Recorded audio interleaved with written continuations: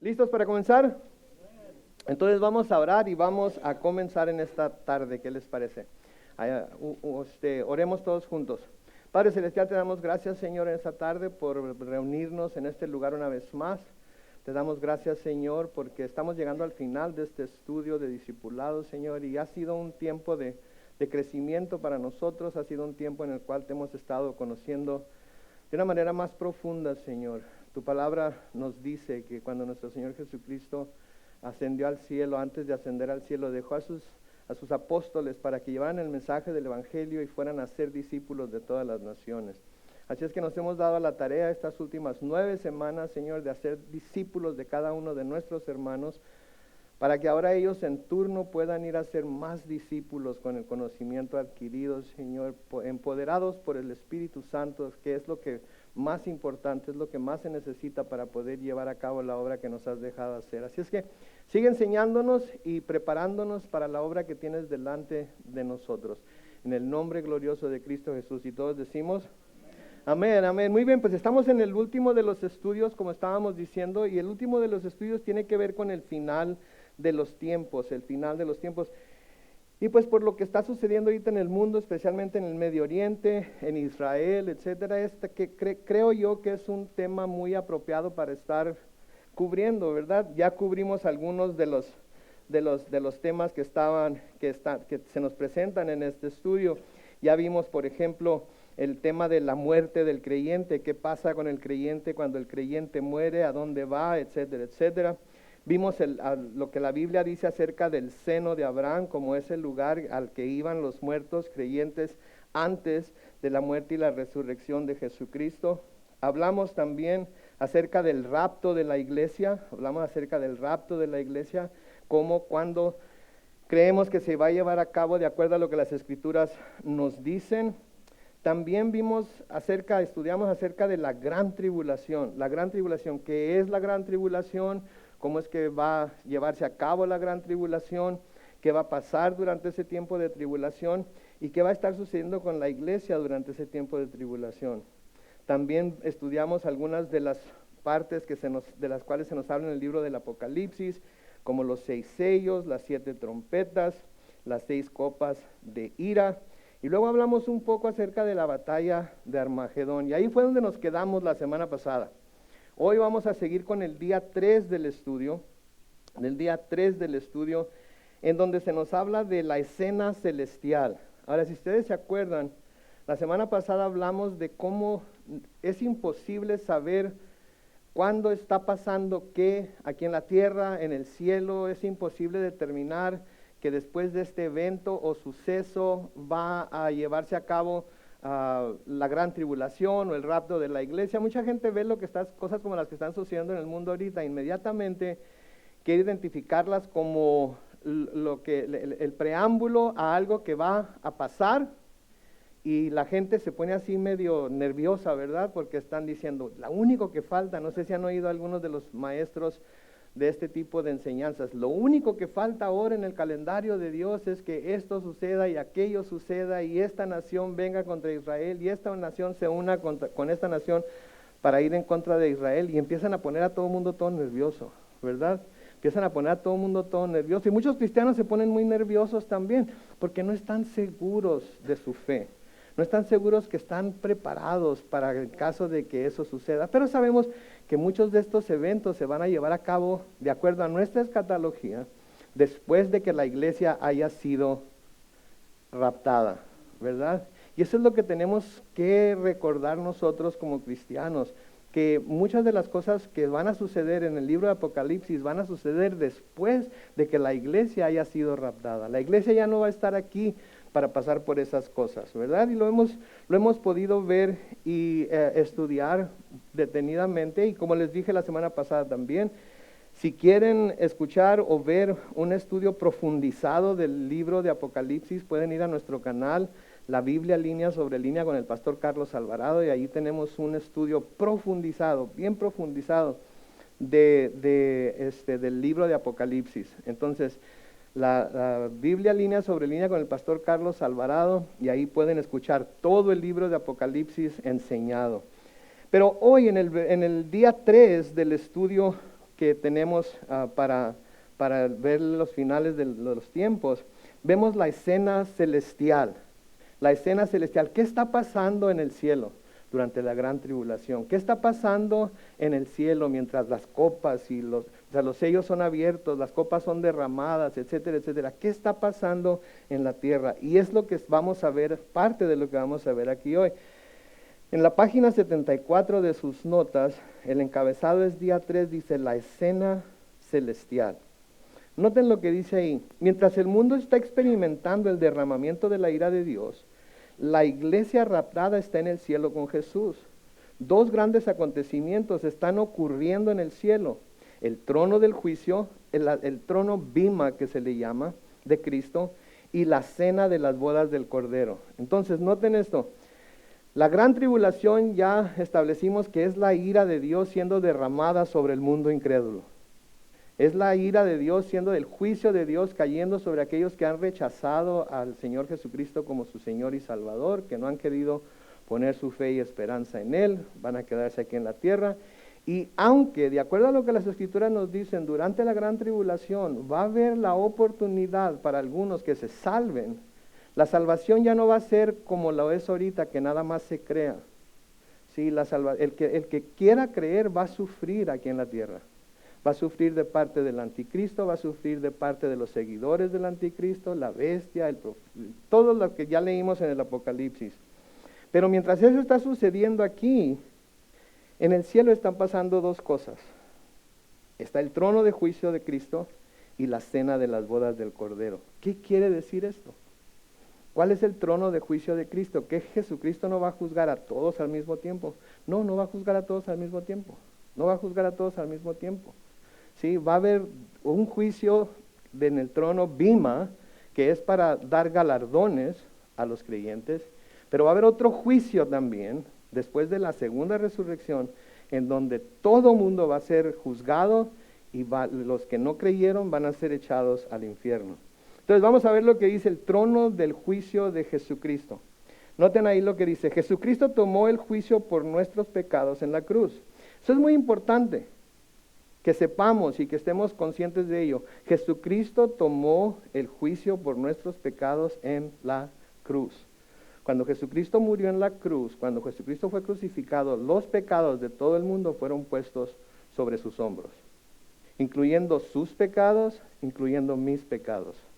¿Sí? Nuestros pecados, y esto es importante, nuestros pecados, ¿en dónde estaban cuando Jesucristo murió en la cruz? ¿Ya los habíamos cometido? No. Todavía ni nacíamos. Todavía no, ¿qué onda? Pero de antemano Él pagó por los pecados de toda la humanidad. Ahora se podría pensar, bueno, si pagó por los pecados de toda la humanidad, entonces quiere decir que toda la humanidad debe ser salva, ¿no? No, porque hay quienes aceptan ese pago y hay quienes no aceptan ese pago. Hay quienes reconocen que necesitan que alguien pague por ellos y hay quienes no reconocen que necesitan que alguien pague por ellos porque se creen justos en sí mismos. Creen que son lo suficientemente buenos como para aparecer delante de Dios y por sus propias justicias Dios les va a decir, ok, tú sí eres una persona buena, entra. Pero como vamos a ver este próximo domingo en el libro de Romanos, en el capítulo 3, Pablo nos dice, inspirado por el Espíritu Santo, que no hay justo ni aún uno. Entonces, si no hay justo ni aún uno, ¿quién puede librarse del juicio de Dios sin la intervención de Jesucristo? Nadie, por más bueno que se crea. Y cuando alguien se cree bueno es porque se compara ¿con quién? Con otras personas, con su vecino, con sus padres, con sus hijos, etcétera. Pero si nos comparamos con la persona que tiene el verdadero estándar de lo que es ser justo, ¿que es quién? Cristo o Dios, ¿verdad? Porque, ¿sí? Entonces, ¿somos verdaderamente justos? ¿Nuestras justicias serán lo suficiente buenas como para salvarnos de la ira de Dios? No, Isaías nos dice que nuestras justicias son como ¿qué? Trapos de inmundicia. Entonces, si llegamos al Señor a ofrecerle nuestros trapos de inmundicia, por buenos o por bonitos o por limpios que a nosotros nos parezca que son, vamos a ser rechazados por el Señor. ¿Sí? Vamos a ser rechazados por el Señor. Por eso el Señor Jesucristo dijo, yo soy el camino, la verdad y la vida, y nadie viene al Padre si no es por mí. Entonces, los que creemos en el Señor Jesucristo no vamos a llegar delante del trono de Dios con nuestras propias justicias, vamos a llegar cubiertos en la justicia de Cristo. Entonces, Jesús tomó el juicio por nuestro pecado en la cruz. Hemos sido salvados por la gracia a través de la fe en Jesús. En otras palabras, Dios ofreció la salvación por gracia. Nadie la merecía, nadie era digno de recibir la salvación, pero por gracia, como un regalo, Dios la ofreció a la humanidad. ¿Quiénes alcanzan esa salvación que Dios ofreció a la humanidad gratuitamente? Los que ponen su fe en Él, los que ponen su fe en el Señor, ¿sí? Y la fe, dijimos el domingo, viene ¿por qué? Y el oír. Entonces la palabra de Dios es la que cuando nosotros la escuchamos despierta en nosotros esa inquietud de que ¿podré ser salvo yo también o no podré ser salvo? ¿O no puedo ser salvo? Y entonces la palabra de Dios nos lleva en un camino en el cual siempre nos va a llevar a reconocer nuestra necesidad de salvación y nos va a llevar a reconocer que la única forma de poder llegar a esa salvación es por medio de Jesús. Y por eso tenemos que estudiar todo el consejo de Dios. No versículos aquí, versículos allá, versículos que respalden nuestra doctrina por acá o nuestra escatología. No, ¿qué dice todo el consejo de Dios? Y vamos comparando lo espiritual con lo espiritual y recibimos el panorama completo del plan de Dios. Noten lo que sigue diciendo ahí. El trono de juicio de Cristo no es un juicio de condenación. Todos los creyentes permaneceremos ante Cristo y seremos juzgados y recompensados por nuestra fidelidad y servicio. ¿Qué aprende usted sobre el trono de juicio de Cristo de las Escrituras siguientes? Primero vamos a ver lo que dice 1 Corintios 4:5. Noten lo que dice ahí. Así que no juzguen ustedes nada antes de tiempo, hasta que venga el Señor, el cual sacará a la luz lo que esté escondido y pondrá al descubierto las intenciones de los corazones. Entonces Dios le dará a cada uno, noten estas dos palabras aquí, ¿qué le dará a cada uno? La alabanza que merezca. Entonces, ese trono de juicio no es para juzgar, no es para condenar, es para dar galardones a aquellos que lo siguieron, que creyeron en Él, ¿verdad? Aquellos que pusieron su fe en Él. Para eso es, y muchos van a recibir galardones y muchos en realidad sus obras van a ser puestas a prueba. ¿Y qué les va a suceder si son de madera, hojarasca y todo eso? Se van a quemar. Pero ¿qué nos dice Pablo en ese mismo mensaje? Sus obras se van a quemar, pero ellos van a ser salvos aunque como pasados por fuego, aunque sea de panzazo, pero van a ser salvos. Sí, pero Dios va a galardonar a aquellos que le han servido, desde luego que sí. Eso es lo que nos dicen las Escrituras muy claramente, ahí en 1 Corintios 4:5. Luego 2 Corintios 5:10, ¿qué dice? 2 Corintios 5:10, porque es necesario que todos nosotros, ¿quiénes? Ahora noten, Pablo está escribiendo aquí y Pablo se está contando entre los que van a comparecer. Noten, porque es necesario que todos nosotros comparezcamos ante el tribunal de Cristo para que cada uno reciba según lo bueno o lo malo que haya hecho mientras estaba en el cuerpo. Entonces es necesario que todos los cristianos comparezcamos ante este tribunal de Cristo, ¿sí?, para que cada uno reciba según lo bueno o lo malo que haya hecho mientras estaba en el cuerpo. No levanten su mano, pero es una pregunta cauciosa. Yo ya sé la respuesta. Creo que ustedes también, pero a lo mejor no. ¿Hay cristianos que hacen lo malo? Hay nomás 2 cristianos que hicieron lo malo. Ok, vamos a preguntar otra vez. ¿Hay cristianos que hacen lo malo? Sí, ¿verdad? Todos pecamos en pensamiento, en palabra, etcétera, etcétera. Entonces vamos a ser, ahí ya me la quitaron. Entonces vamos a ser juzgados de acuerdo a lo bueno o malo que hayamos hecho. Pero de nuevo, no es para condenación, no es para condenación. es para recibir galardones. Y esos galardones se nos dan en forma de ¿qué? Coronas. Se nos dan en forma de coronas, ¿sí? Como las coronas otorgadas a los competidores en los Juegos Olímpicos, los creyentes serán premiados con coronas. Vamos a leer estos siguientes versículos y vamos a ver las coronas que se mencionan aquí. Segunda de Timoteo 4, versículos 7 y 8. Noten, he peleado la buena batalla, he acabado la carrera, he guardado la fe. Versículo 8.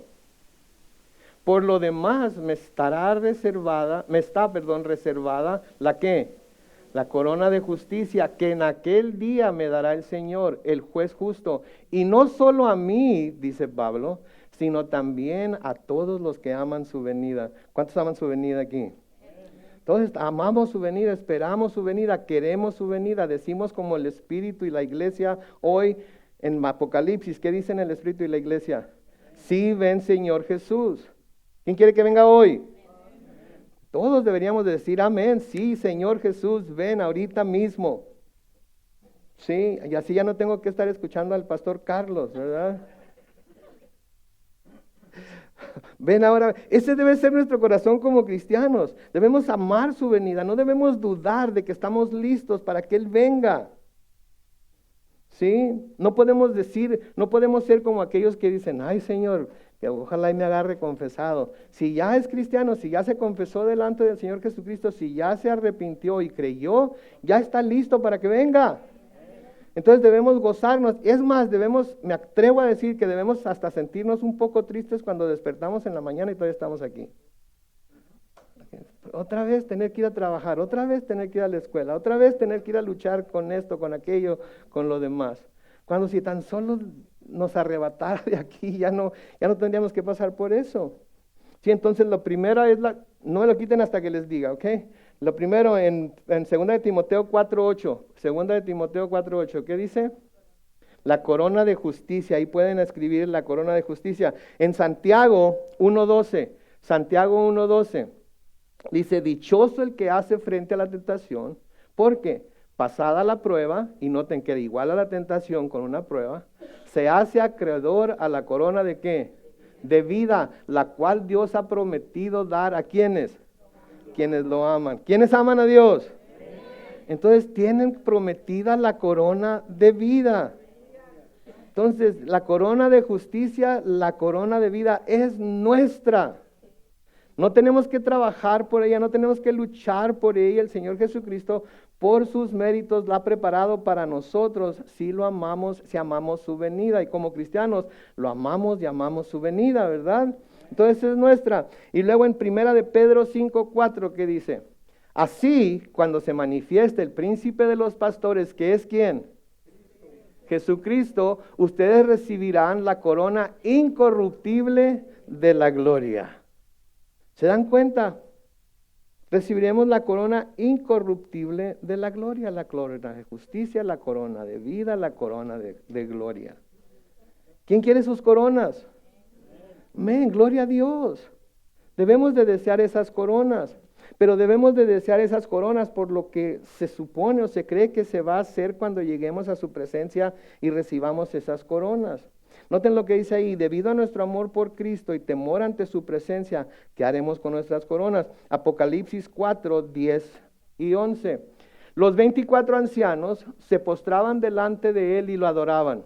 Y mientras ponían sus coronas delante del trono del que vive por los siglos de los siglos, y decían en el versículo 11, digno eres, Señor, de recibir la gloria, la honra y el poder, porque tú creaste todas las cosas y por tu voluntad existen y fueron creadas.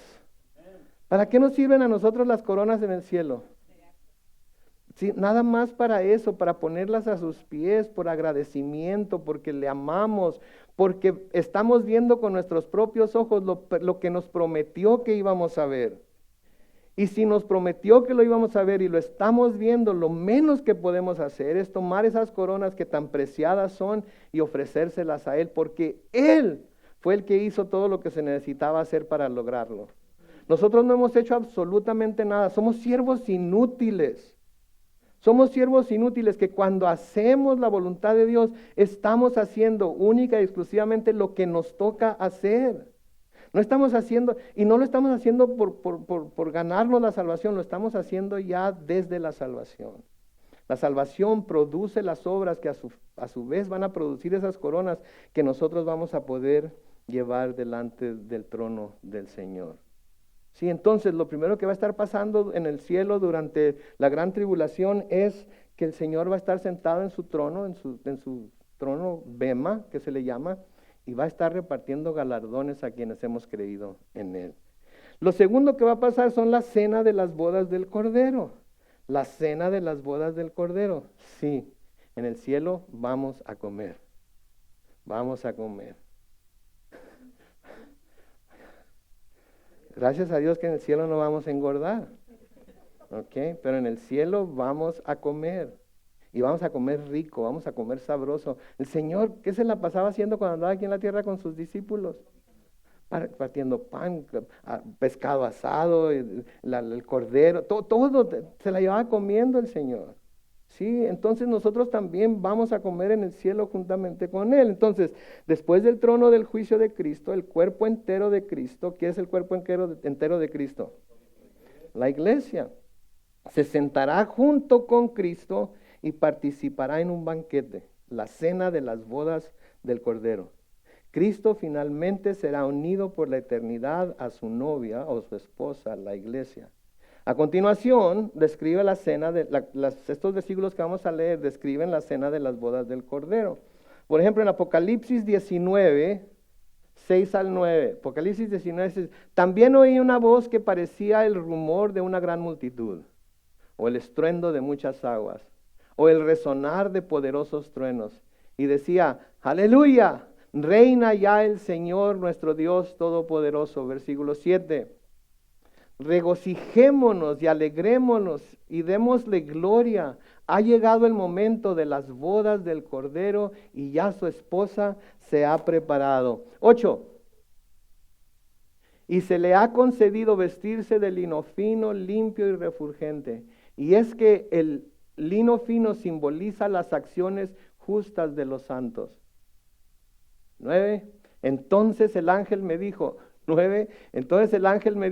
escribe, bienaventurados los que han sido invitados a la cena de las bodas del Cordero. Y también me dijo, estas son palabras verdaderas de Dios. ¿Ya recibieron su invitación? ¿Y qué hicieron con ella? ¿Ya respondieron? ¿Ya le mandaron el RSVP? Sí, porque el RSVP se manda confesando a Jesús como Señor. El Señor hace la invitación a todo mundo. ¿Qué leímos en Tito el domingo pasado? Que la gracia de Dios es ofrecida ¿a quién? A todos. Que dice Juan 3:16, de tal manera amó Dios al mundo que dio a su Hijo unigénito, ¿para qué? Para que todo aquel que en Él creyera no se pierda, mas tenga vida eterna. Entonces la invitación está abierta, ha sido enviada a todos, pero no todos van a responder, no todos van a enviar el RSVP al Señor. Es como aquella parábola, ¿se acuerdan que el Señor dijo en el libro de Mateo cuando prepara la boda de su hijo y manda a traer a los invitados y uno dice, yo no puedo porque estoy haciendo esto, yo no puedo porque voy a hacer aquello? ¿Qué fue lo que dijo? Vayan por los caminos, vayan por todos lados y inviten a quien quiera venir, ¿verdad? Eso es precisamente lo que sucedió. A los suyos vino y los suyos no le conocieron, pero a los que le recibieron, ¿les dio qué? La potestad de ser hechos hijos de Dios, que los hace parte de la iglesia, que los hace invitados a la cena de las bodas del Cordero. ¿Sí? Es importante que veamos esto, porque muchas veces la gente cuando piensa en leer el Apocalipsis o estudiar el Apocalipsis se concentra mucho en todo lo malo que va a pasar, ¿verdad?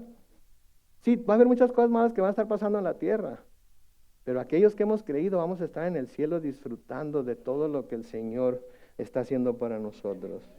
En Mateo capítulo 26 y el versículo 29, Mateo 26, 29 dice, yo les digo que desde ahora no volveré a beber de este fruto de la vid hasta el día en que beba con ustedes el vino nuevo en el reino de mi Padre.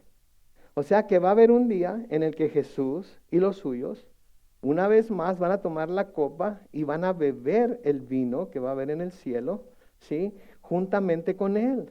De eso es de lo que estaba hablando el Señor cuando instituyó la última cena. Iba a ser la última copa del producto, del fruto de la vid que iba a probar, que iba a tomar, y no iba a volverlo a tomar hasta que estuviera en el cielo con su pueblo, con su iglesia, con sus seguidores. Iba a volver a degustar de Él. Eso es tremendo para nosotros. Eso es tremendo. Sí, que el Señor nos está esperando el día en el que vamos a estar reunidos con Él y vamos a estar celebrando esta cena de las bodas del Cordero. Vamos a estar como quien dice, todos hemos ido a bodas, ¿verdad? Y cuán alegre está todo el mundo por los novios, ¿verdad? Y eso es aquí en la tierra, sabiendo lo que está por venir, ¿verdad? Porque sabemos que lo que está por venir no siempre va a ser de lo más dulce y romántico, ¿verdad? Pero imagínense la boda de la novia perfecta con el novio perfecto. Y la novia hecha perfecta, no porque haya sido perfecta en sí misma, sino porque el novio se encargó de venir a perfeccionarla, a lavarla con el agua de la palabra, a hacerla la clase de esposa que él quería tener. ¿Sí? Porque eso es lo que hizo Jesucristo. Él vino a la tierra a perfeccionar a la que iba a ser su esposa. Esposo es una gran enseñanza para nosotros como esposos. ¿Sí? Pablo nos dice en Efesios 5 que los esposos debemos amar a nuestra esposa como Cristo amó a la iglesia y se entregó a sí mismo por ella. Y la lavó con el agua de la palabra para tener una iglesia pura, santa, que presentarse a sí mismo. Entonces, si seguimos esta línea de pensamiento, ¿quién es el responsable de lograr tener la esposa que se quiere tener? El esposo. El esposo. El esposo debe buscar siempre quitar cualquier obstáculo que la esposa pudiera encontrar en su vida que no le permita ser la esposa que debe ser. Si los esposos hiciéramos eso más que cualquier otra cosa, ¿sí? Si los esposos hiciéramos eso, tendríamos unas esposas que qué bárbaro. Qué bárbaro, ¿verdad? Le va a ir bien, hermana, le va a ir bien.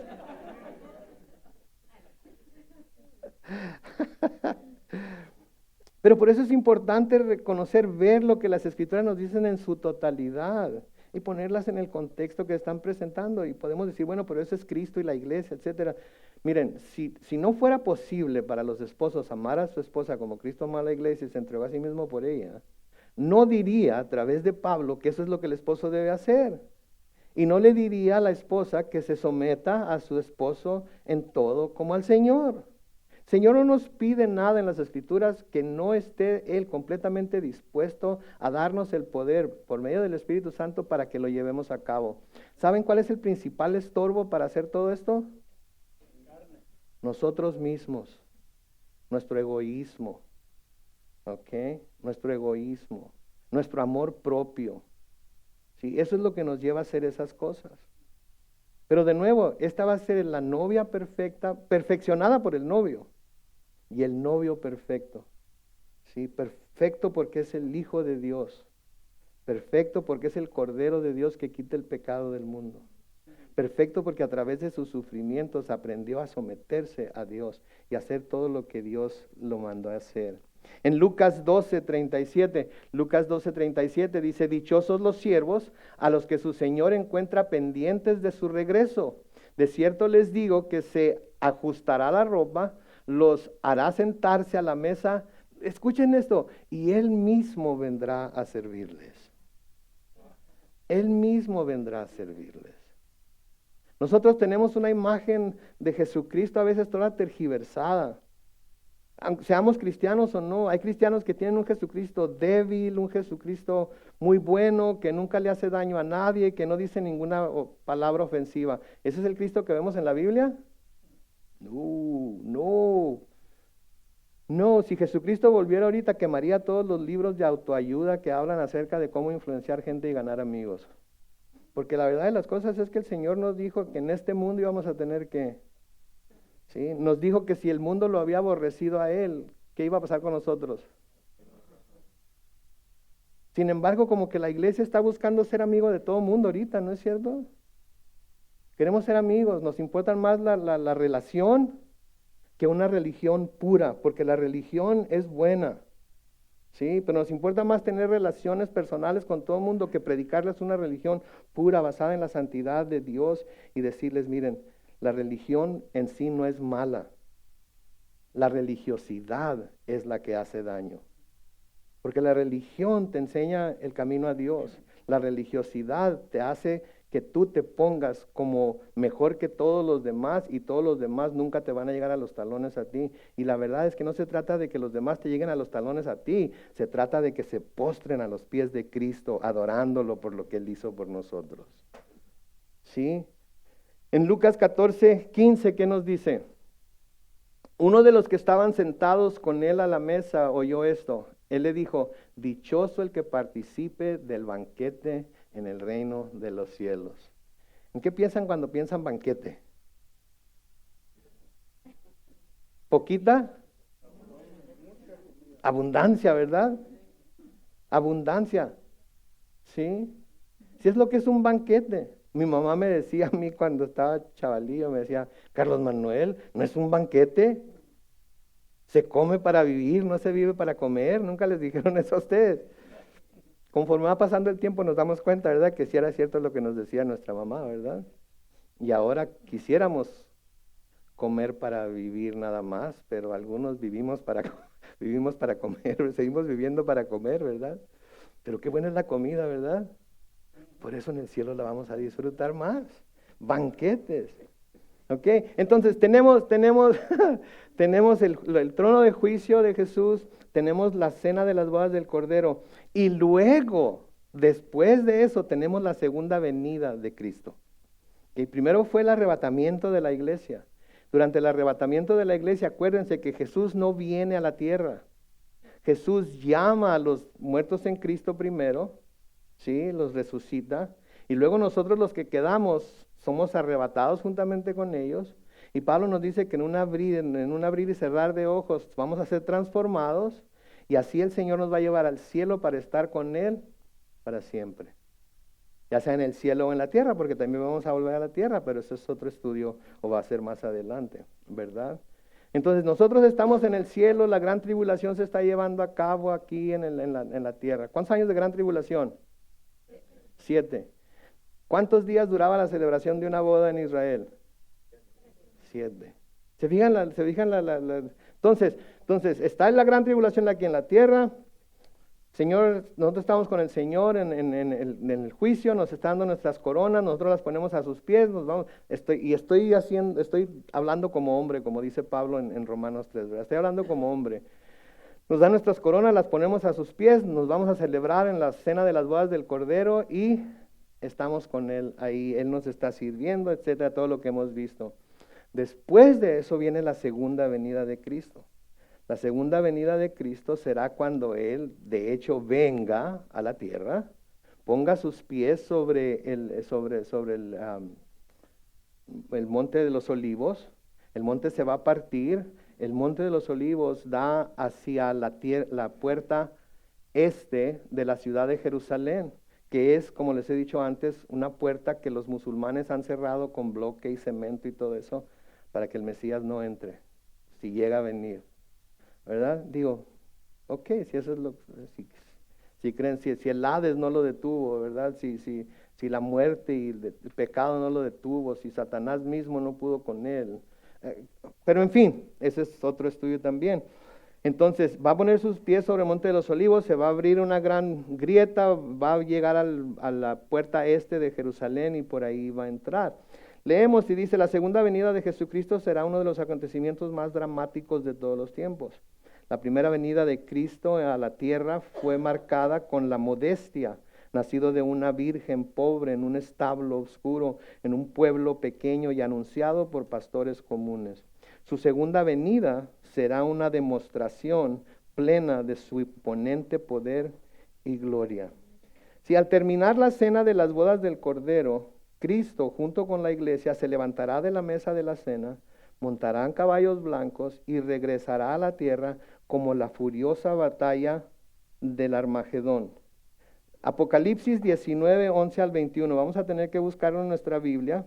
Les recomiendo que abran su Biblia a Apocalipsis 19. Yo estoy abriendo la mía aquí, espero poder encontrarla rápidamente. Apocalipsis 19.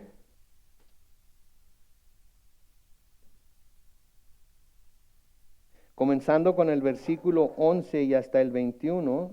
Si no lo han encontrado, escuchen mientras leo.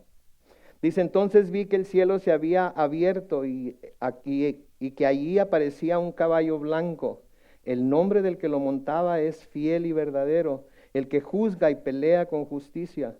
Sus ojos parecían dos llamas de fuego y en su cabeza había muchas diademas y tenía inscrito un nombre que solo él conocía. La ropa que vestía estaba teñida de sangre y su nombre es la palabra de Dios. En el principio era la palabra y la palabra estaba con Dios y la palabra era Dios. Juan 1, ¿verdad? Iba seguido de los ejércitos celestiales que montaban caballos blancos y vestían lino finísimo, blanco y limpio. De su boca salía una espada afilada para herir con ella a las naciones. Él las gobernaba con cetro de hierro y pisará el lagar del ardiente vino de la ira del Dios Todopoderoso. En su manto y en su muslo llevaba inscrito este nombre, Rey de Reyes y Señor de Señores. ¿Quién es? Vi entonces que un ángel estaba de pie en el sol y que con voz potente les decía a todas las aves que surcan los cielos, vengan ya, júntense para la gran cena de Dios, para que devoren los cadáveres de reyes, capitanes y poderosos, los cadáveres de caballos y de jinetes, los cadáveres de todos, libres y esclavos, pequeños y grandes. Vi entonces que la bestia y los reyes de la tierra y sus ejércitos se reunían para luchar contra el que montaba el caballo blanco, el caballo y contra su ejército. Hasta ahí vamos a leer. Entonces noten, vas hasta el versículo 21, vamos a seguir leyendo, versículo 20 y 21, que dicen, pero la bestia fue apresada y también el falso profeta que había hecho señales milagrosas delante de ella, con las que había engañado a los que recibieron la marca de la bestia y habían adorado su imagen. Estos dos fueron lanzados vivos a un lago de fuego que arde con azufre. Los demás fueron muertos con la espada que salía de la boca del que montaba el caballo, y todas las aves se saciaron devorando sus cadáveres. Entonces, eso es lo que va a pasar después de que estemos con el Señor, el juicio del trono, bema de Cristo, la cena de las bodas del Cordero. El Señor y su esposa van a volver en caballos blancos a la tierra, y entonces el Señor va a empezar a pasar juicio por todo el diablo, sus ángeles, su profeta, etcétera, etcétera, y los va a echar al lago de fuego, aunque se nos dice que después, ¿qué va a hacer? Los va a liberar por 1000 años, ¿verdad? Que nosotros no sabemos por qué, pero Él lo va a hacer. Digo, sí sabemos por qué, pero Él lo va a hacer porque va a poner a prueba la tierra otra vez, ¿verdad? Lo va a poner a la tierra otra vez. Cristo vendrá a la tierra con su iglesia para ejecutar el juicio final sobre la humanidad impenitente. Lee los fascinantes versículos siguientes y escribe lo que aprendas acerca de la segunda venida de Cristo. Noten, Mateo 24, 27 al 30. Mateo 24, 27. Porque la venida del Hijo del Hombre será como el relámpago que sale del oriente y puede verse hasta el occidente. 28. Porque los buitres se juntan donde está el cadáver. Siguiente. Inmediatamente después de la aflicción de aquellos días, el sol se oscurecerá y la luna dejará de brillar, las estrellas caerán del cielo y los poderes celestiales se estremecerán. Y el 30. Entonces aparecerá en el cielo la señal del Hijo del Hombre y todas las tribus de la tierra se lamentarán y verán al Hijo del Hombre venir sobre las nubes del cielo con gran poder y gloria. Esta es la segunda venida de Cristo. ¿Se acuerdan? En la primera vino por su iglesia, nadie lo vio. Los únicos que lo vieron fueron los resucitados en Cristo y los que fuimos transformados. Fuimos transformados como si ya hubiera sucedido, ¿verdad? Claro, los que seremos transformados. Pero esta vez todo mundo lo va a ver. Todo mundo, todo mundo va a poder ver que ha llegado la venida, la segunda venida del Hijo del Hombre, la segunda venida de Jesucristo. Y entonces es donde se nos dice en los profetas que los que lo traspasaron lo vieron, ¿verdad? Vieron aquel que habían traspasado. ¿Verdad? Se nos habla de cómo todo el mundo lo va a ver, todo el mundo lo va a reconocer. En Apocalipsis 1:7, ¿qué nos dice? Miren, ya viene en las nubes y todos lo verán, aun los que lo traspasaron, y todas las naciones de la tierra harán lamentación por él, sí, amén. Ahora, harán lamentación puede tener dos significados. Una, harán lamentación porque, híjole, ¿cómo no creímos que fue él, verdad? Y la otra es lamentación de que es él. Y ahora cómo nos va a ir, ¿verdad? Y ahora cómo nos va a ir. Entonces, cualquiera de las dos cosas puede traer lamento a la gente. Entonces, la verdad fundamental que aprendemos en estos pasajes fue que después que Cristo reúna a su iglesia en el cielo en el rapto, recompensará a los creyentes por su servicio fiel, se unirán con él en la cena de las bodas del Cordero y lo acompañarán cuando él regrese a la tierra para su segunda venida. Seguimos, el reinado milenario de Cristo. Ahora, esta es una de esas cosas en las que mucha gente no cree en el milenio, otra gente sí cree en el milenio, una gente cree que el milenio no se va a llevar a cabo, etcétera. ¿Cómo es que lo podemos ver nosotros? Bueno, pues tenemos que ver lo que las Escrituras dicen y vamos a leer algunas que nos van a hablar acerca de esto, ¿sí? Noten, el milenio será el año 1000 del periodo siguiente de la segunda venida de Cristo. Satanás será atado. Cristo establecerá su reino sobre la tierra. Los santos raptados junto con los santos que habían muerto por causa de la palabra de Dios durante la gran tribulación, Apocalipsis 6:9-11 es lo que nos dice, reinarán con Cristo. Lea los siguientes versículos y describa el milenio. Isaías 2, comenzando con el versículo 1, dice, visión de Isaías, hijo de Amós, acerca de Judá y de Jerusalén. En los últimos días, el monte de la casa del Señor será confirmado como cabeza de los montes. Será exaltado por encima de las alturas y hacia él correrán todas las naciones. Muchos pueblos vendrán y dirán, vengan, subamos al monte del Señor, a la casa de Dios de Jacob. Él nos guiará por sus caminos y nosotros iremos por sus sendas, porque la enseñanza saldrá de Sión, de Jerusalén saldrá la palabra del Señor. Él juzgará entre las naciones y dictará sentencia a muchos pueblos, y ellos convertirán sus espadas en rejas de arado y sus lanzas en hoces. Ninguna nación levantará la espada contra otra nación, ni se entrenarán más para hacer la guerra. Esto es durante el reinado de Jesús, cuando Él va a reinar, como se nos dice, con cetro de hierro, y no va a permitir absolutamente nada de maldad. Todo va a ser justicia, todo va a ser recto, todo va a ser perfecto, ¿sí? Como debería de ser. Sin embargo, vamos a ver que después de 1000 años, después de que suelte a Satanás otra vez, ¿qué va a suceder? Satanás va a convencer a muchos de esas personas que habían estado viviendo durante 1000 años bajo el reinado perfecto de Cristo a que se rebelen contra Él. Okay. Después de vivir 1000 años bajo el reinado perfecto de Cristo, va a haber quienes se van a rebelar contra Él y se van a unir a las fuerzas de Satanás para pelear una última batalla contra Él. Y podemos nosotros asombrarnos, y decir, pero ¿cómo es posible? ¿Verdad? Pero ya estuvimos de acuerdo en que muchos cristianos siguen haciendo lo malo, ¿no es cierto? Entonces, si eso es cierto ahorita, si eso es cierto ahorita, después de todo lo que Jesucristo ha hecho por nosotros, por lo cual debemos estar sumamente agradecidos y debemos estar completamente dispuestos a entregarle todo lo que somos, todo lo que tenemos, todo lo que vayamos a hacer. ¿Sí? ¿Cómo es posible? ¿Cómo es posible que Satanás los vaya a engañar? Pues es posible porque así es el hombre de voluble. Porque así es la humanidad, un día están fervientes, otro día están fríos. Un día están que no caben porque aman al Señor, leen su palabra, etcétera, y otro día, pues más o menos. entre azul y buenas noches, ¿verdad? Todo está yendo bien, todo está perfecto. Empieza a salir algo mal, quién sabe dónde esté Dios. Yo creo que a mí no me tiene ni en cuenta, yo creo que a mí no me ama, porque miren nomás todo lo que me está pasando, bla, bla, bla, etcétera, etcétera, etcétera. Nos decepcionamos muy fácilmente, ¿sí? Y hay veces que no se es ni frío ni caliente. ¿Y qué dice el Señor Jesucristo en el Apocalipsis? Preferiría que fueran ¿qué? Fríos o calientes, pero no tibios. ¿Y a los tibios qué va a ser? Fríos o calientes. Sí, pero no se puede tener los pies en los dos campamentos, o se es o no se es.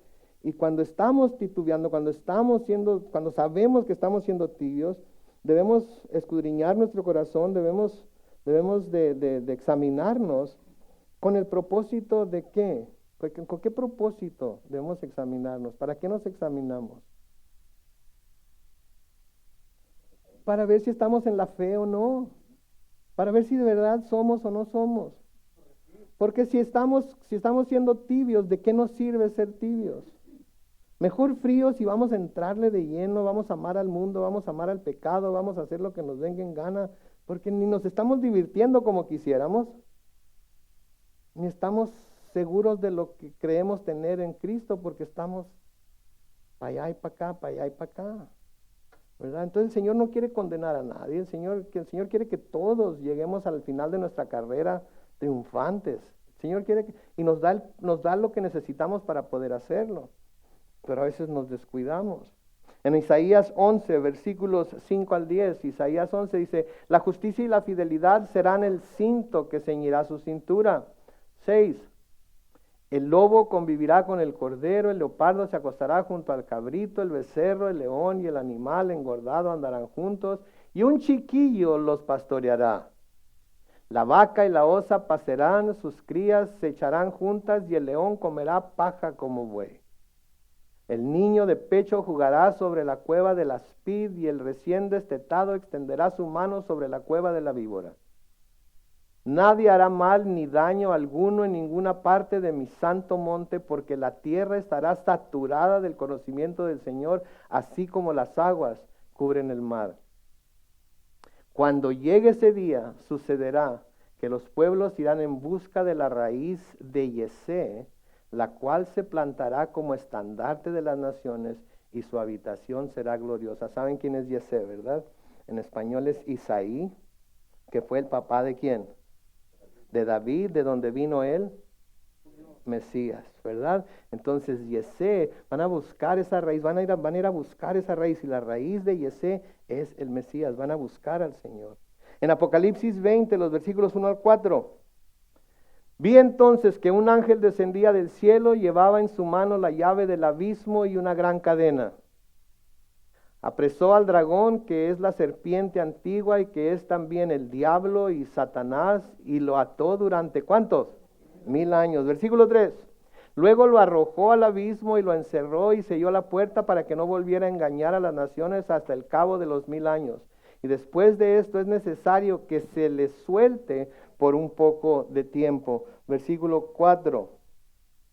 Vi entonces unos tronos, y sobre ellos estaban sentados los que recibieron la autoridad para juzgar. Y también vi las almas de los que fueron decapitados por causa del testimonio de Jesús y por la palabra de Dios. Ellos son los que nunca adoraron a la bestia ni a su imagen, ni aceptaron jamás llevar su marca en la frente ni en las manos. Y estos volvieron a vivir y reinaron con Cristo durante ¿cuántos? 1000 años. Entonces ahí está el reinado de Jesucristo junto con su iglesia, junto con los creyentes que murieron sacrificados por poner su fe en el Señor y no doblar la rodilla ante la bestia, el falso profeta, etcétera, etcétera. Pero cuando el milenio sea completado, Satanás será liberado por una vez final. Va a ser liberado una vez más. Y va a ser precisamente para probar a la humanidad una vez más. Para probar a la humanidad una vez más. En Apocalipsis 20, versículos 7 al 10, dice lo siguiente. Apocalipsis 20, en el versículo 7, dice: al cabo de 1000 años, Satanás fue puesto en libertad de su prisión. 8. Y salió ¿a qué? A engañar a las naciones que están en los cuatro extremos de la tierra, y a Gog y a Magog, a fin de reunirlos para la batalla. Su número era incontable como la arena del mar. 9. Y subieron por todo lo ancho de la tierra y rodearon el campamento de los santos y la ciudad amada. Pero del cielo cayó fuego y los consumió. Y el versículo 10. El diablo que los había engañado fue lanzado al lago de fuego y azufre, donde estaban la bestia y el falso profeta, y ahí serán atormentados día y noche por los siglos de los siglos. Entonces, una vez más Satanás va a ser soltado, una vez más va a engañar a los pueblos, una vez más va a ser echado en el infierno, y todos los que caigan bajo su engaño también van a ser echados en el infierno. Ya lo pueden quitar, por favor. El trono blanco de juicio. Ahora sí, aquí llegamos al trono blanco de juicio. Este es el trono en donde todo mundo va a ser, bueno, no todo mundo, los incrédulos van a ser juzgados por sus obras. Irónicamente, todos los caminos conducen a Dios. Cada hombre permanecerá ante el Creador, ya sea vestido humildemente con la rectitud de Cristo o desnudo, culpable o condenado. ¿Escucharon eso? Cada hombre, cuando dice cada hombre, quiere decir que cada uno independientemente permanecerá ante el Creador, ya sea vestido humildemente con la rectitud de Cristo o desnudo, culpable y condenado. ¿Qué nos dice Juan en el capítulo 3 de Juan? Que el que no crea que ya ha sido condenado. No es necesario hacer nada malo, no es necesario cometer más el que no cree ya está condenado. Y si se llega a este punto, lo más probable es que sea, no lo más probable, estoy seguro que la razón por la que llega a ese punto es porque no creyó, porque no creyó. Dios ha asignado todo el juicio a Jesucristo. Juan 5, 22, 30 y Hechos 17, 31. En el juicio del trono blanco, los pecadores impenitentes de todas las edades serán resucitados para comparecer ante quien ellos han rechazado. Esta es la segunda resurrección. Vamos a leer Apocalipsis 20, versículos 11 al 15. Vi también un gran trono blanco y al que estaba sentado en él. De su presencia vieron la tierra y el cielo, y no se volvió a hallar su lugar.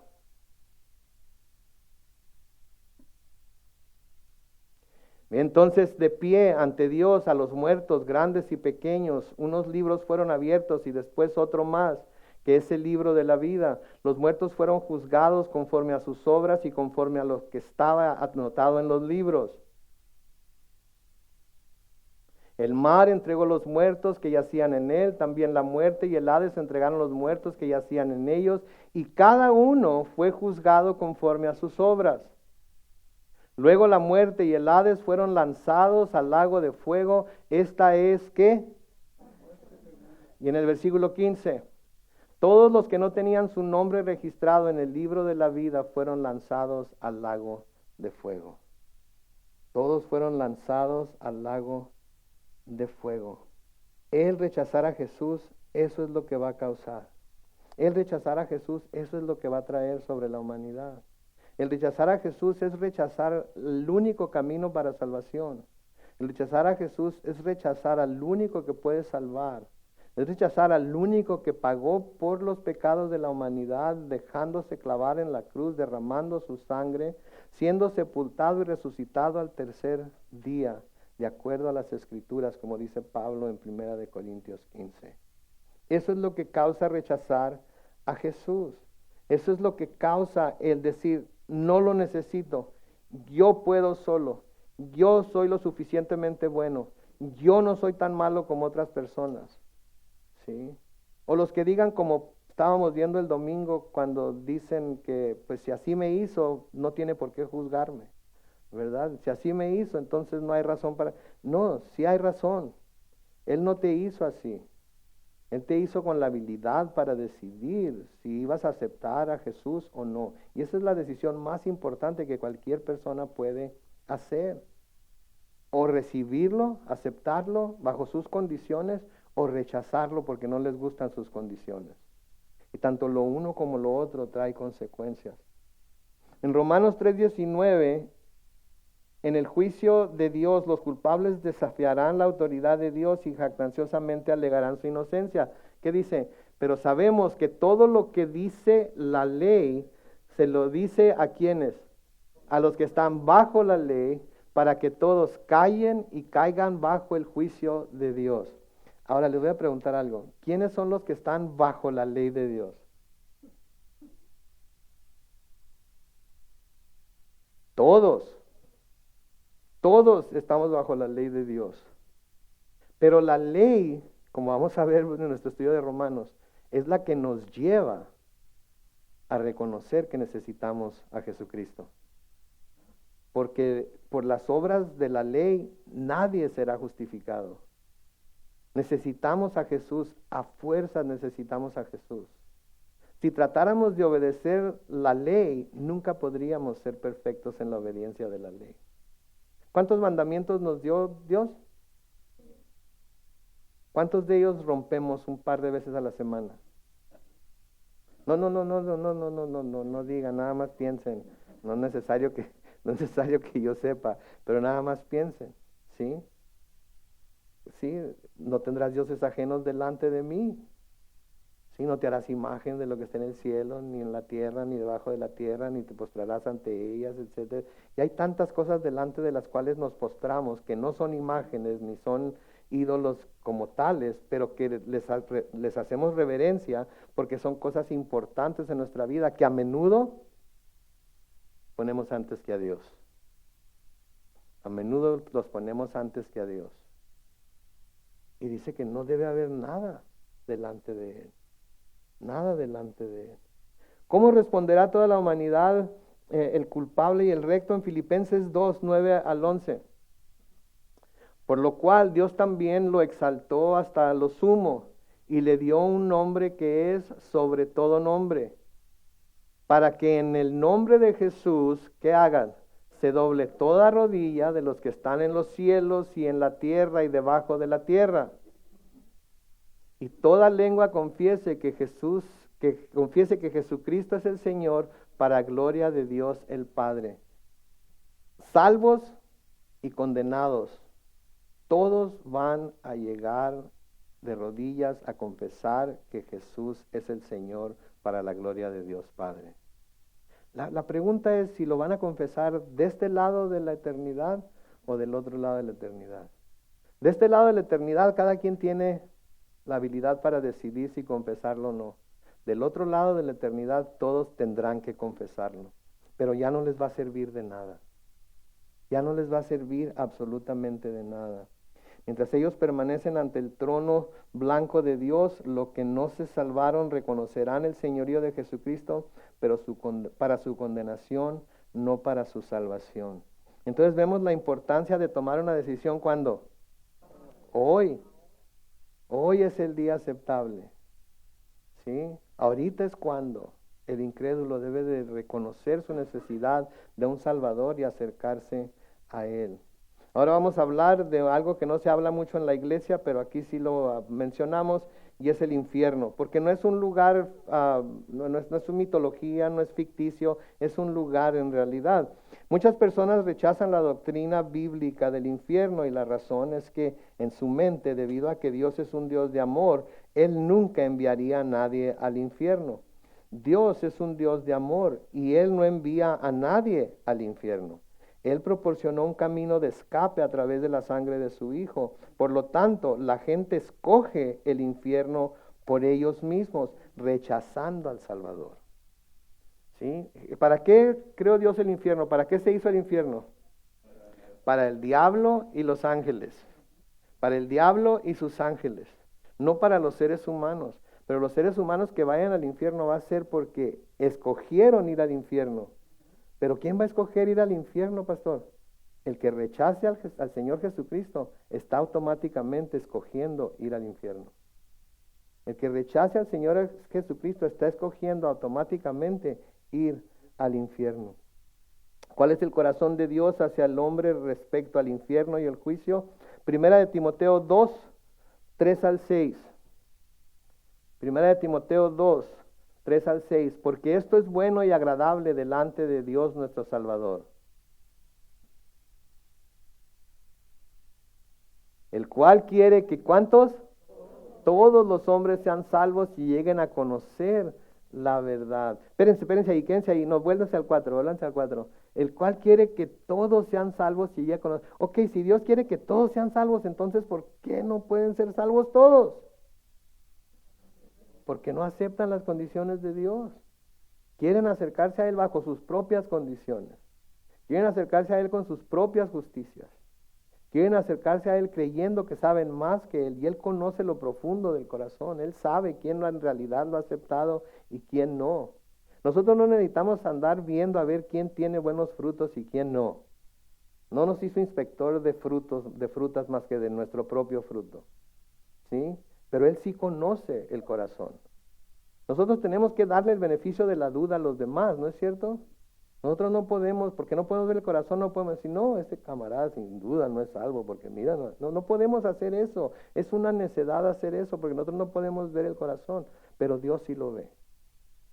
Entonces podemos engañarnos los unos a los otros aquí en este salón y en el domingo, cuando estamos allá todos bien santitos y bien amorosos y todo lo demás, ¿verdad? Pero a Dios no lo estamos engañando en ni un... Pero de todas maneras, aunque pecadores, ¿qué nos dice el apóstol Juan en Primera de Juan? Que sí que, si confesamos nuestros pecados, Él es fiel y justo para perdonar nuestros pecados y limpiarnos de toda maldad. Pero tenemos que confesar, que quiere decir estar de acuerdo con Él. Entonces, 1 Timoteo 2, 3, 4, 5. Porque hay un solo Dios y un solo mediador entre Dios y los hombres, que es ¿quién? Ok. 6. El cual se dio a sí mismo en rescate, ¿por cuántos? ¿Por cuántos? ¿Por cuántos? De lo cual se dio testimonio a su debido tiempo. Se dio en rescate por todos, no por cierto grupo de personas. Sí, porque podríamos decir, el Señor se dio en rescate por los que están de este lado hacia la izquierda, pero no por los que están de este lado hacia la derecha. ¿Cómo les gustaría eso? Sería... Ok, se dio por todos los que están de este lado hacia la derecha, pero no por los que están de este lado hacia la izquierda. ¿Cómo les gustaría eso? No, ¿verdad que no? ¿Qué dicen las Escrituras? El cual se dio a sí mismo en rescate, ¿por quién? Por todos. Y no quiere que ¿cuántos se pierdan? Ninguno se pierda, sino que vengan al conocimiento de la verdad, de lo cual se dio testimonio a su debido tiempo. Entonces, el corazón de Dios hacia el hombre respecto al infierno y el juicio es que se salve.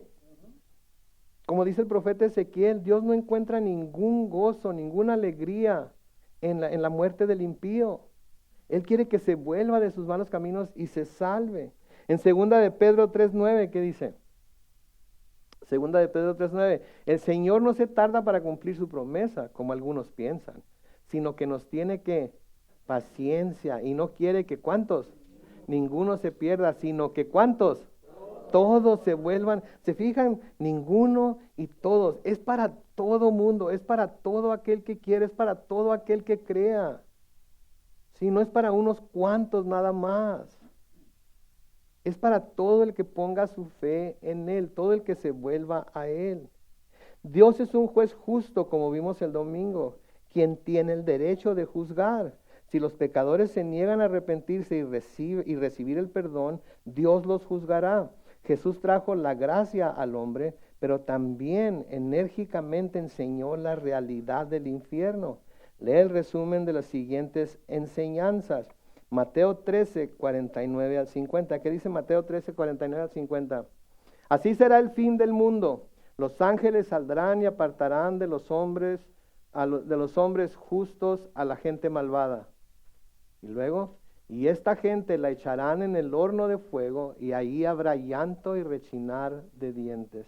Obviamente los justos vamos a haber sido separados ya, de acuerdo a todo lo que estamos leyendo en el Apocalipsis, de acuerdo a todo lo que estamos leyendo acerca del arrebatamiento de la iglesia, a todo lo que estamos leyendo acerca de la cena de las bodas del Cordero.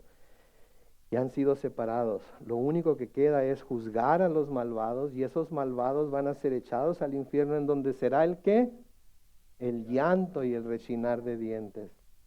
Llanto y rechinar de dientes. ¿De qué el llanto y el rechinar de dientes? Muchos van a rechinar los dientes por dolor, muchos van a rechinar los dientes contra el Señor por haberlos juzgado y sentenciado al infierno.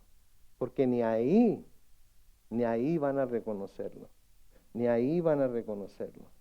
¿Sí? En Mateo 25:41, ¿qué dice?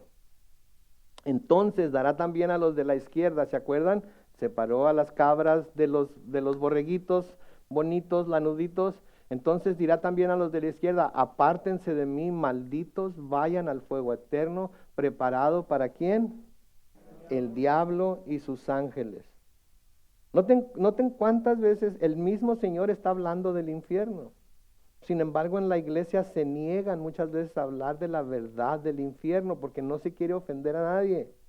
Porque se logra atrapar más moscas ¿con qué? Que con vinagre, ¿verdad? ¿Verdad? Con miel que con vinagre, ¿verdad? Entonces, el Señor vino a buscar y salvar lo que se había perdido. Pero para que la gente se salve, tiene que saber a dónde va a ir si no reconoce que Jesús es quien dijo ser. Porque si no se habla de ello, entonces, ¿para qué salvarse? ¿Para qué salvarse? Si como cristianos aquí en la tierra seguimos teniendo aflicciones, seguimos teniendo luchas, seguimos siendo probados, entonces ¿para qué salvarnos? ¿Saben para qué? Para no ir al infierno por causa de nuestra incredulidad. En Marcos 16 dice: el que crea y sea bautizado se salvará, pero el que no crea, ¿qué será? Ahora, aquí esto es muy importante para aquellos que creen que el bautismo es necesario para salvarse, ¿ok? Aquí hay unos versículos muy importantes para ello. Porque noten lo que dice: separen el versículo en dos secciones. La primera sección dice: el que crea y sea bautizado se salvará, ¿verdad? Pero luego noten la segunda sección: pero el que no crea será condenado. ¿Se fijan que no dice pero el que no crea y se bautice será condenado? ¿Quién será condenado? El que no crea nada más.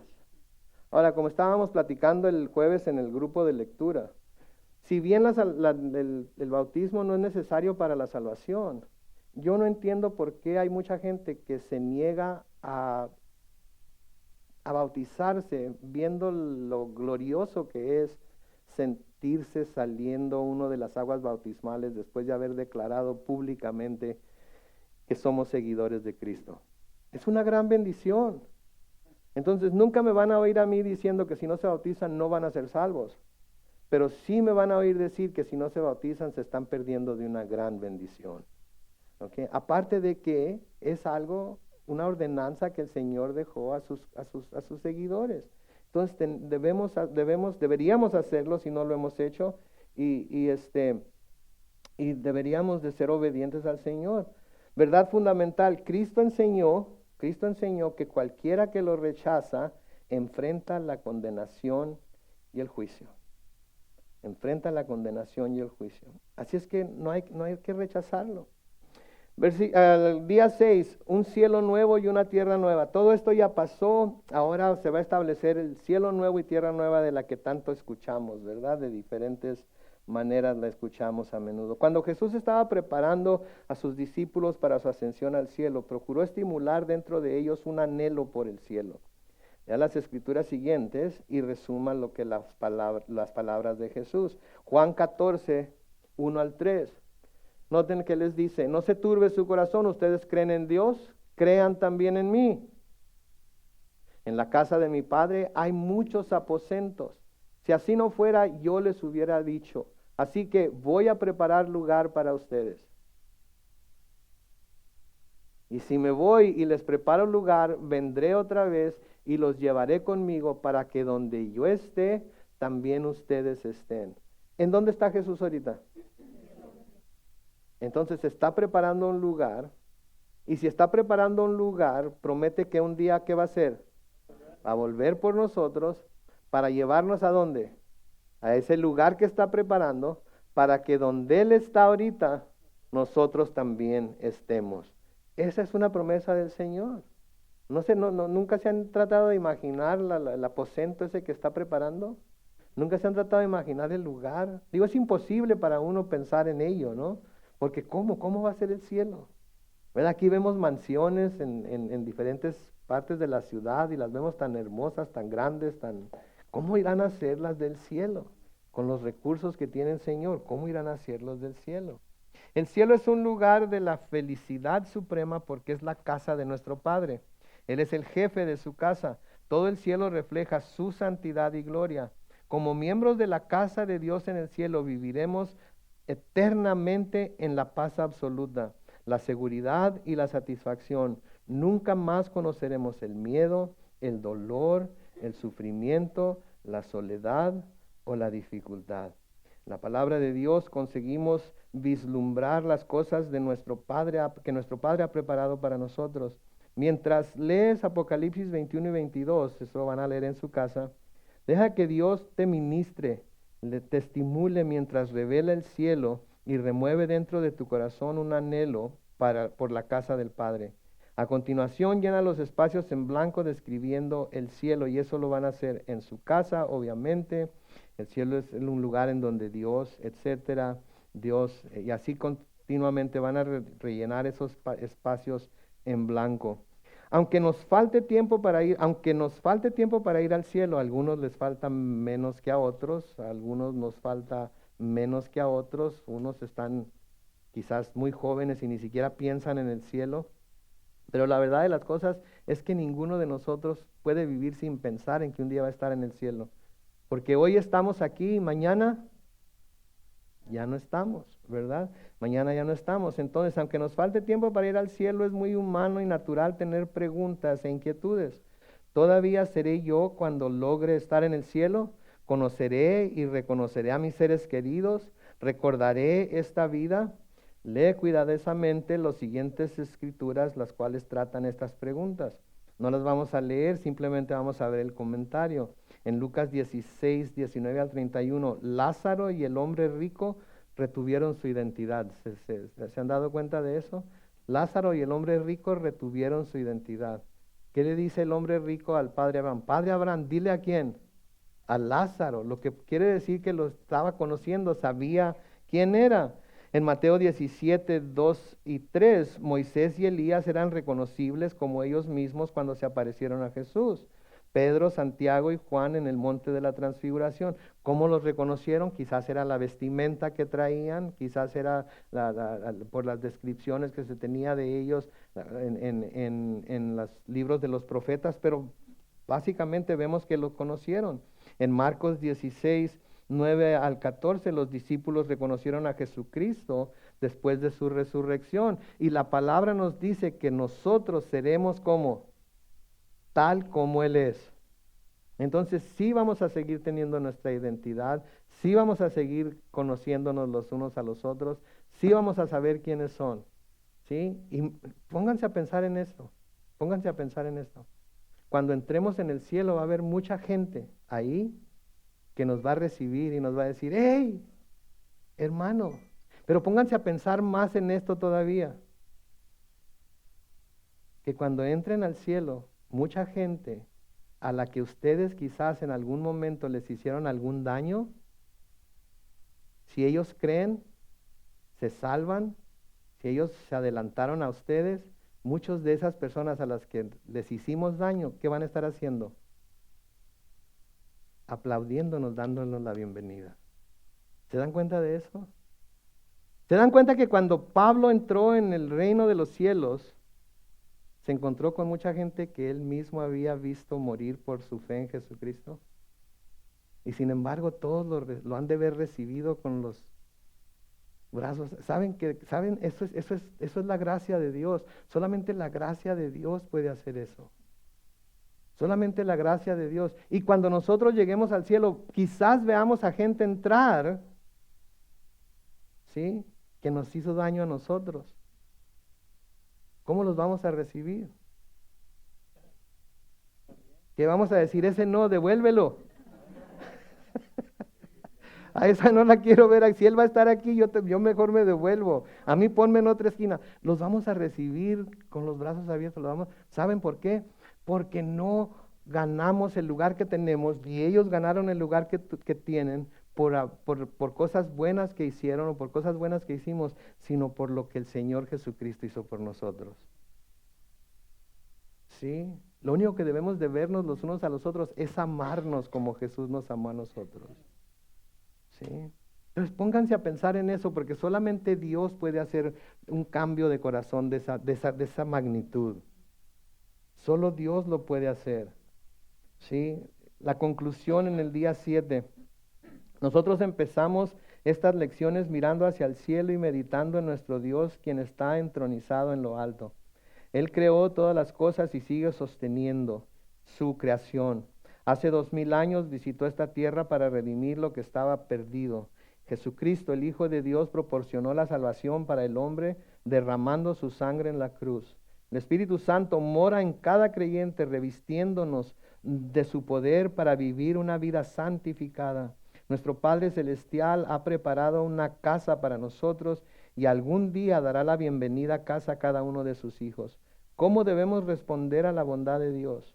¿Quienes hemos puesto nuestra confianza en Jesucristo? Y esa es una pregunta que ustedes deben hacerse, es una respuesta que ustedes deben hacerse. Segunda de Pedro 3 al 18, en el versículo 11 nos dice que debemos de vivir una vida santa. En el versículo 12 al 13 nos dice que debemos estar buscando y esperando su regreso. Sí, debemos de ser diligentes para ser hallados haciendo su voluntad. Sí, necesitamos estar en guardia contra todo aquello que nos acecha y nos quiere evitar que sigamos al Señor Jesús. Y debemos de crecer en el conocimiento de Él, y la única forma de crecer es por medio de su palabra. Y por último, la verdad fundamental dice, como pecadores redimidos, noten, como pecadores redimidos, nuestra única respuesta razonable a la bondad y misericordia de Dios es la redención absoluta. Es la redención absoluta. Él ya pagó por nosotros. Somos propiedad de Él. Entonces vivamos como que somos su propiedad, imitándolo a Él, imitando lo que Él hace como hijos amados, imitando a nuestro Padre Celestial, porque es imitándolo a Él que en realidad damos a conocer sus verdades a un mundo que vive en tinieblas, que desesperadamente necesita que alguien le hable de la luz que solamente Cristo puede dar. Amén. Wow, pues terminamos esto. Creíamos que iba a ser 8 semanas, fueron 9 o 10, creo. Fueron 10, pero estudiamos bastante. Si alguien quiere todas las notas de todos los estudios, nada más dígame, nomás no todos al mismo tiempo, pero díganme y se las puedo imprimir o se las puedo enviar por medio electrónico para que ustedes las impriman y así puedan repasar este estudio. ¿Se acuerdan de los temas que cubrimos? A ver, ¿cuál fue el primero? ¿Quién es Jesucristo? Y luego, vida abundante en Jesús. Y luego, la paternidad de Dios. Y luego, el Espíritu Santo. Lo están leyendo, ¿verdad? Y luego, después de la paternidad de Dios, el Espíritu Santo. Y luego, después del Espíritu Santo, crecimiento y madurez espiritual. Y luego, perdón y reconciliación.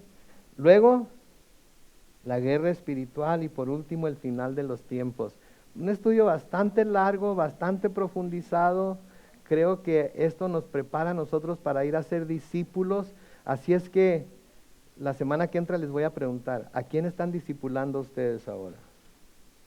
¿Sí? Y pueden hacer, ¿saben qué? Cada uno puede hacer un programa en vivo en Facebook y presentar el estudio o grabarlo y luego subirlo a YouTube o qué sé yo. Pero que el Señor los use con el nuevo conocimiento que han adquirido para ganar almas para Cristo. Amén. Vamos a orar antes de tomarnos un cafecito. Oremos. Padre Celestial, te damos gracias, Señor, por habernos permitido llegar al final de este estudio tan extenso, tan profundizado, Señor. Te pedimos que nos ayudes, oh Dios, a poder a llevar a cabo todo lo que hemos aprendido, Señor, a ponerlo en práctica y a discipular a otros con estos nuevos conocimientos, Señor. Te pedimos, Padre Santo, que día tras día tras día busquemos no solamente ser los discípulos de tu Hijo, sino hacer discípulos para tu Hijo, Señor. Y Padre, sabemos que esto no puede ser llevado a cabo por nosotros y mucho menos por nuestras propias fuerzas, pero sabemos, oh Dios, que tu Espíritu Santo nos puede guiar a toda verdad y nos puede recordar todas las cosas que tú nos has enseñado para que nosotros a nuestra vez las enseñemos a otros. Gracias, Señor. Prepáranos para reanudar nuestro estudio en el libro de Isaías la semana que entra. Prepara a los hermanos que estarán reuniéndose con los jóvenes una vez más, Señor, para darles a ellos su enseñanza. Prepara a los maestros de niños, oh Dios, y que todo lo que aquí hagamos sirva para exaltar el nombre de Jesús delante de los ojos de toda persona que venga a unirse a nosotros, Señor, en la adoración de tu nombre, en el estudio de tu palabra. Te pedimos todo esto en el nombre glorioso de Cristo Jesús. Y todos decimos, amén y amén.